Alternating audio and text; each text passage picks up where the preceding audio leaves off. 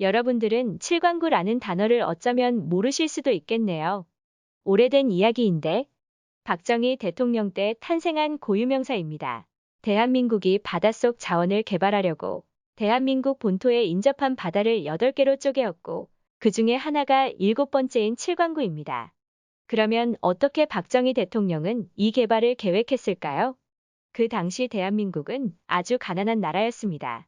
가진 것이라고는 사람밖에 없던 시절인데 지금도 해저를 개발하려면 쉽지 않거늘 어떻게 큰 그림을 그리려 했을까요? 때는 1960년 중반 유엔 산하 극동 아시아 개발 기구가 남중국해에서 칠광구에 이르는 광활한 지역을 미국 탐사선이 조사를 하였는데 그리고 그 결과를 낸 보고서에는 칠광구 지역의 석유와 가스 매장량이 상당히 많다고 적히게 됩니다. 이를 박정희 대통령은 놓치지 않고 위에 말했듯 바다의 금을 긋고 대한민국의 산유국을 위한 첫발을 내딛습니다. 그런데 여기서 일본이 등장합니다. 칠광구는 지도상으로 보면 대한민국보다는 일본 쪽에 훨씬 가까운 지역입니다. 그래서 일본은 남의 땅에 농사를 지으려는 말도 안 되는 행위라 하며 대한민국 정부가 일본으로부터 빌리려 했던 차관을 취소하겠다며 엄포를 놓습니다. 이 차관은 포항제철 건설을 위해 어렵게 성사시킨 계약이었는데 박정희 대통령은 고민 없이 맘대로 하라며 칠광구를 포기하지 않습니다. 일본이 여기서 당시의 자국 국력으로 보아 대한민국이 개발을 못하도록 할 수도 있었을 텐데 그렇게 못한 데는 사정이 있었습니다.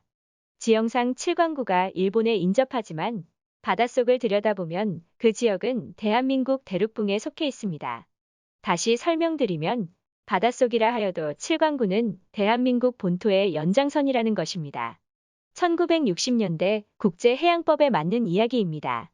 해서 일본은 대한민국의 협상을 요청합니다.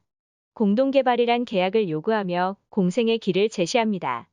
대한민국이 찢어지게 가난한데 유엔에 제출된 보고서만 믿고 이 프로젝트를 밀어붙이기 쉽지 않은 상황이었습니다. 그리하여 모든 것을 공동으로 하는 50년간 유지되는 조약이 체결됩니다. 그 후 두 나라는 몇 번의 시추를 칠광구 내에서 시도합니다. 석유를 발견하기는 했지만 경제성에 못 미치는 수준이었다고 합니다. 이를 빌미로 일본은 개발에서 뒤로 물러섭니다. 그렇다고 대한민국만 들어가서 아무것도 할 수가 없습니다. 처음에는 일본이 무작정 투자를 언제까지 해야 할지 고민하는 것처럼 보였는데 시간이 흐르다 보니 그 뒤에는 일본의 속내가 있었습니다. 대한민국과 일본이 대륙붕 문제로 대립하듯 다른 나라도 비슷한 분쟁이 계속 나오고 그러니까 국제해양법도 이를 해결하기 위해 새로운 중재 법안이 생기고 또 그것이 일본에게 유리한 것이라 일본은 대한민국을 제치고 독식하려는 수작이었습니다. 사실 따져보면 대한민국이 점점 불리한 사정에 놓이긴 했습니다. 우리는 어떠해서든 50년이 되기 전에 뭔가 손에 쥐면 되는데 그래서 일본에게 계속적인 공동개발을 타진했지만 이런저런 이유로 일본은 최근까지도 피하고 있습니다. 여기에 중국이 새로이 등장합니다. 중국 본토에서 칠광구 쪽으로 여러 시추를 통해 중국은 가스를 발견하고 현재 중국 본토까지 가스관을 연결했습니다. 경제성 있는 것으로 알려져 있습니다. 그 양은 비밀에 붙여서 알 수 없으나 배로 옮기지 않고 가스관까지 연결했다고 하면 적은 양은 아니라는 것이 일반적인 해석입니다. 더구나 최근에 칠광구에서 900m 떨어진 곳에 시추를 시도하다 일본이 난리치니까 현재 중단된 상태입니다. 중국도 칠광구에 어떤 생각을 갖고 있음은 짐작할 수 있겠습니다.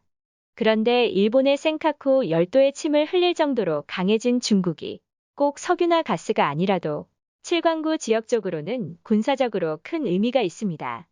오키나와 미국 기지와도 가깝고 중국이 동쪽으로 견제할 중요한 거점이 될 수 있기 때문입니다. 2028년이면 대한민국과 일본과 합의한 조약이 끝을 맺습니다. 칠광구의 정식 명칭은 JDG인데 자칫 대한민국과 일본 그리고 중국 3파전으로 이어질 가능성이 있습니다. 그 중에서 여러 종합적인 상황을 고려해 볼 때 대한민국이 제일 불리한 입장입니다. 일본이 그동안 독식을 하기 위해 공동개발을 하지 않았던 것이 주 요인이고 어쩌면 일본은 우리와의 계약이 끝나면 그 후 3파전이 될 때 대한민국을 배제시키고 이미 힘이 강해진 중국과 적어도 공동개발을 할 수 있다는 염두를 할지 모릅니다. 대한민국이 이제 남은 개발을 위한 선택은 많지 않지만 박정희 대통령이 시도한 계획을 이어받아 노력하지 못한 그 후 정권들에게 분노하기 앞서 남은 6년간 우리들의 최대한 노력이 절실합니다. 다행히도 중국은 현재 미국과 여러 각도에서 대립하고 있기에 일본이 중국과 손을 잡는데 쉽지 않을 것으로 보입니다만 우리가 미국과 동맹을 더욱 확고히 할 때 그것이 일본의 엉뚱한 생각을 무너뜨릴 수 있습니다. 호주도 티모르와 대륙북 문제로 시끄러운 적이 있습니다. 현재 합의를 통해 개발을 하고 있습니다. 우리도 이 문제를 잘 해결하여 산유국으로 가는 꿈을 이뤘으면 합니다. 그리고 이러한 중대사를 자기 임기 때 입에 오르는 것이 껄끄러워 쉬쉬했던 정권들은 지금이라도 반성하고 현 정권에 도움이 되는 뭔가를 하시기 바랍니다. 끝까지 함께 해주셔서 감사합니다.